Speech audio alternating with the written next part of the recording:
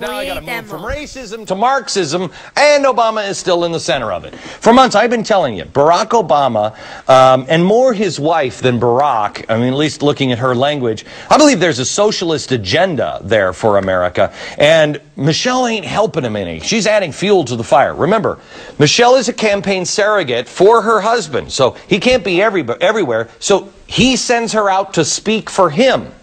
This is what she said at a North Carolina campaign stop, and I quote, "The truth is, most Americans don't want much. Folks don't want the whole pie." I do, but there's a fat man screaming to get out of me. "Most Americans feel blessed to thrive just a little bit." Well, good, let's lower the bar. But that's out of reach for them. And then she continued, "The truth is, in order to get things like universal health care and revamped education system, then someone is going to have to give up a piece of their pie so someone else can have more." Well, hello and welcome back, Karl Marx. A redistribution of pie doesn't make me feel any better. Thanks, but no thanks, Michelle. When it comes to pie or money, I'll take all I can get. I want all my pie. I should be able to keep my pie. And you know what? I want you to have a huge piece of pie as well. Have the whole thing. It's not because I'm selfish. I'm not. Unlike the Obamas, I happen to give away more than 1% of my income to charity. The bottom line is this. Success and money, it's not finite. This is America. That's not a zero-sum game. There's as much as you feel like working for it. You know, you've got to look at money and success as the ocean. It doesn't hurt the ocean to back a dump truck up to it and take a bunch of water out of it. There's more. Stand in line, go get it. Let's stop thinking about pieces of pie. And remember that if you wanted to look at it as pie, this is America. We're a freaking bakery. Bake more. Make as many pies as you want. Mark Stein is the author of America Alone, The End of the World as We Know It. It's out in paperback this week, and you got to read this book if you never have. Why? Because Canada's trying to ban it. Mark, talk to me about this pie stuff. I think there is hidden language in especially Michelle Obama.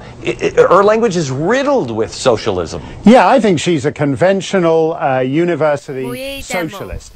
And you're right, I give enough of my pie to the federal government, and they waste most of that pie. So when she's talking about universal health care and revamping and reforming education, by any reasonable measure, American education is overfunded.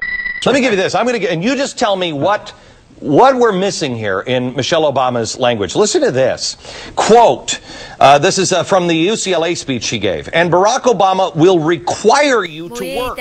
He is going to demand that you shed your cynicism, put down your division, that you come out of your isolation, that you move out of your comfort zones, that you push yourselves to be better, and that you engage. Barack will never allow you to go back to your lives as usual, uninvolved and uninformed." My gosh. Yes, exactly. It's soft, fluffy totalitarianism. The right to be uninvolved, the right to be left alone is one of the most precious rights in a constitutional republic. And if she wants me to shed my cynicism, she's going to have to prize it from my cold, dead, cynical fingers.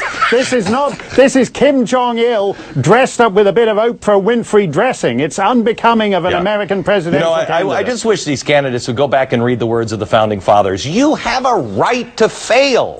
You have a right to starve to death. The government is not the person to come in and tell you how to live your life. If you want to fail, there are a lot of people that, hold themselves up in the woods in a cabin like, I'm going to sit here and eat my tin cans. That's exactly what you have a right to do in America. Yeah, and that's the most precious right. And I wouldn't mind if she was saying we need 300 million self-reliant, engaged citizens out there, but she just wants 300 million cheerleaders for a messianic president. Sorry, count me out. Thank you very much, Mark. Appreciate it.